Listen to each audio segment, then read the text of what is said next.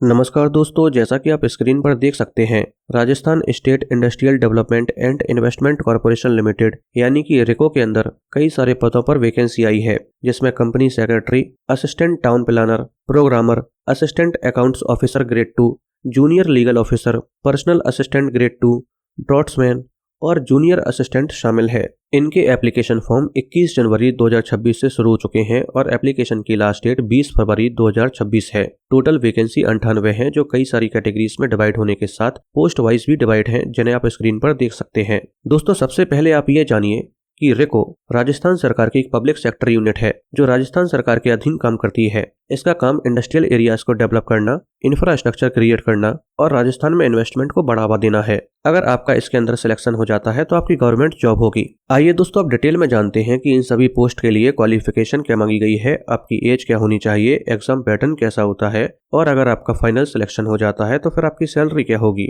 आइए दोस्तों, सबसे पहले बात करते हैं कि इन सभी पोस्ट के लिए क्वालिफिकेशन क्या मांगी गई है। दोस्तों, अगर आप कंपनी सेक्रेटरी के लिए अप्लाई करते हैं तो आपने institute of company secretary of India यानी कि ICSI का फाइनल एग्जामिनेशन पास किया हो और साथ में आपके पास ICSI की वैलिड मेंबरशिप हो। इसके साथ ही आपके पास 5 साल का एक्सपीरियंस होना चाहिए, यानी कि आपके पास कंपनी सेक्रेटरी के रूप में कम से कम 5 साल का एक्सपीरियंस होना चाहिए और ये ऐसी कंपनी में होना चाहिए जिसका पेड अप कैपिटल कम से कम 50 करोड़ या उससे ज्यादा का हो, तभी आप एलिजिबल माने जाएंगे। अगर आपने किसी ऐसे कंपनी में एक्सपीरियंस गेन किया है जिसका पेड अप कैपिटल 50 करोड़ से कम का था तो फिर आप एलिजिबल नहीं माने जाएंगे। अगर आप असिस्टेंट टाउन प्लानर के लिए अप्लाई करना चाहते हैं तो आपके पास 5 साल की आर्किटेक्ट से डिग्री कंप्लीट होनी चाहिए, जिसमें आपकी टोटल परसेंटेज 60% या उससे ज्यादा होनी चाहिए और आपने टाउन प्लानिंग से पोस्ट ग्रेजुएशन कंप्लीट की हो और ये आपने किसी भी मान्यता प्राप्त यूनिवर्सिटी से कंप्लीट की हो। अगर आप प्रोग्रामर के लिए अप्लाई करना चाहते हैं तो यहाँ पर आपके पास मल्टीपल ऑप्शंस हैं। दोस्तों, अगर आप information technology, computer science and engineering या इलेक्ट्रॉनिक्स एंड कम्युनिकेशन से BE, BTech या MSc कंप्लीट की है या फिर अगर आपने MCA किया हुआ है तो फिर आप प्रोग्रामर के लिए एलिजिबल हैं। इसके अलावा अगर आपने information technology, computer science and engineering या फिर इलेक्ट्रॉनिक्स एंड कम्युनिकेशन में से किसी भी एक स्ट्रीम से ME या MTech कंप्लीट की हुई है तब भी आप एलिजिबल हैं और प्रोग्रामर के लिए अप्लाई कर सकते हैं। अगर आप जूनियर लीगल ऑफिसर के लिए अप्लाई करना चाहते हैं तो आपने लॉ से ग्रेजुएशन कंप्लीट की हो जिसमें आपकी टोटल परसेंटेज 50% या उससे ज्यादा हो। इसके अलावा अगर आपने LLM भी की हुई है यानी कि लॉ से मास्टर्स की हुई है तब भी आप एलिजिबल हैं।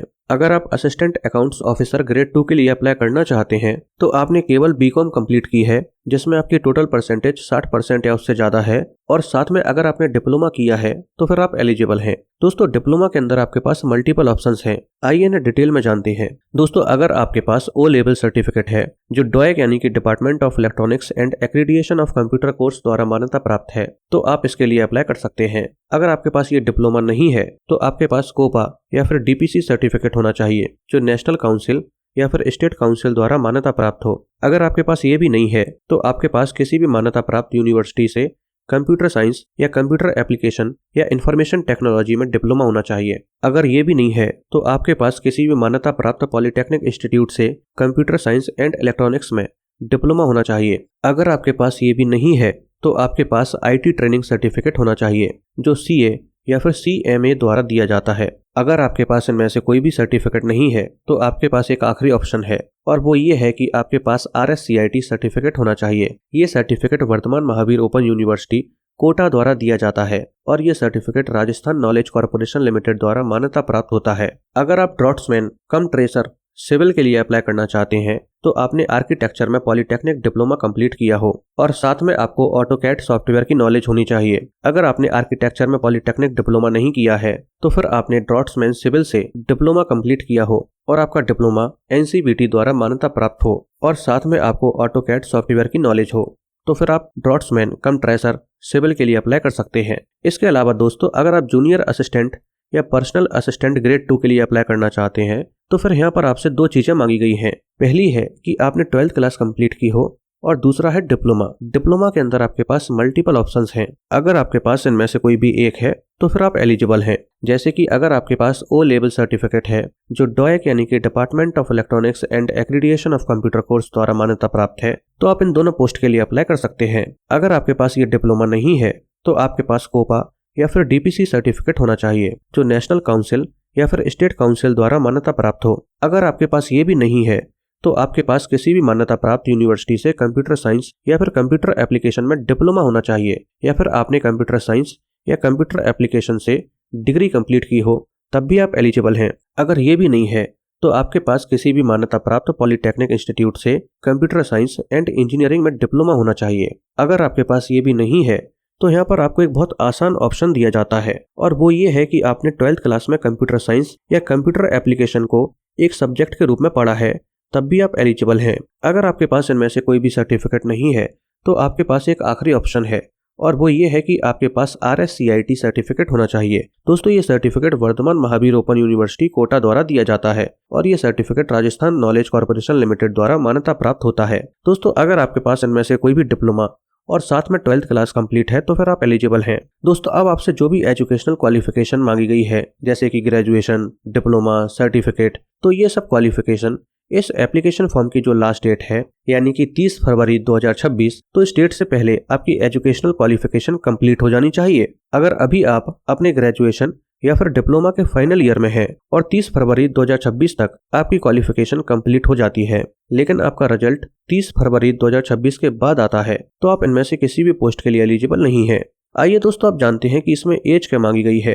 दोस्तों, यहाँ पर आपकी एज 18 से 40 साल के बीच होनी चाहिए। इसके अलावा यहाँ पर आपको एज में रिलैक्सेशन भी दिया जाता है, जैसे कि अगर आप लड़की हैं और जनरल कैटेगरी से बिलोंग करती हैं तो फिर आपको 5 साल एक्स्ट्रा दिए जाएंगे। इसका मतलब ये है कि आप 40 में 5 साल और जोड़ दीजिए, यानी कि 45 साल की उम्र तक इसका एप्लीकेशन फॉर्म भर सकती हैं और एग्जाम दे सकती हैं। इसी तरह से अगर आप लड़के हैं और राजस्थान के मूल्यवासी होने के साथ SC ST OBC EWS या बैकवर्ड क्लासेस से बिलोंग करते हैं, तब भी आपको एज में 5 साल एक्स्ट्रा दिए जाएंगे। इसी तरह से अगर आप राजस्थान की मूल्यवासी होने के साथ SC ST OBC अति पिछड़ा वर्ग या फिर EWS कैटेगरी से बिलोंग करती हैं और फीमेल कैंडिडेट हैं, तो फिर आपको एज में 10 साल एक्स्ट्रा दिए जाएंगे। इसके अलावा अगर आप विडो या डाइवोर्सी विमेन हैं तो फिर आपके लिए कोई भी अपर एज लिमिट नहीं है, लेकिन आपको इस बात का विशेष ध्यान रखना होगा कि राजस्थान सरकार ने जो रिटायरमेंट की एज डिसाइड की है, आपकी एज उससे कम होनी चाहिए। इसके अलावा दोस्तों, यहाँ पर और भी कई कैटेगरीज हैं जिनमें एज में रिलैक्सेशन दिया जाता है, आप स्क्रीन पर देख सकते हैं।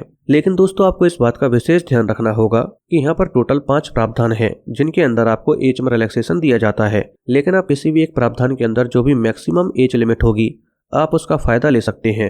अगर आप सोच रहे हैं कि आप किसी भी एक से ज्यादा प्रावधानों को मिलाकर ज्यादा से ज्यादा एज में रिलैक्सेशन ले लें, तो ये संभव नहीं है। आइए दोस्तों, आप जानते हैं कि इन सभी पोस्ट का सिलेक्शन प्रोसेस कैसा होता है। दोस्तों, इन सभी पोस्ट का सिलेक्शन प्रोसेस अलग अलग होता है, जैसे कि company secretary, programmer, personal assistant grade 2, draughtsman civil और जूनियर असिस्टेंट में रिटन एग्जामिनेशन होने के साथ इंटरव्यू भी होता है। और रिटन एग्जामिनेशन 2 पार्ट में होता है, हालांकि दोनों पार्ट MCQ फॉर्मेट में होते हैं और दोनों सेक्शन को मिलाकर और साथ में इंटरव्यू को मिलाकर टोटल नंबर 550 होते हैं। लेकिन अगर आप assistant town planner, assistant accounts officer grade 2 या जूनियर लीगल ऑफिसर के लिए अप्लाई करते हैं तो फिर यहाँ पर आपका इंटरव्यू नहीं होगा, केवल रिटन एग्जामिनेशन होगा जो MCQ फॉर्मेट में होता है और 2 सेक्शन में डिवाइड होगा, जिसमें कुल मिलाकर नंबर 450 होंगे। रिटन एग्जामिनेशन में जो पहला सेक्शन होता है, इसमें कॉमन सब्जेक्ट होते हैं जैसे कि history, polity, economics, math, GS वगैरह वगैरह, लेकिन दूसरा सेक्शन सब्जेक्ट स्पेसिफिक होता है। दोस्तों, अगर आप इसका एग्जामिनेशन पैटर्न एकदम डिटेल में जानना चाहते हैं तो आप कमेंट कर दीजिए, मैं उस पर भी एक डिटेल्ड वीडियो बना दूंगा।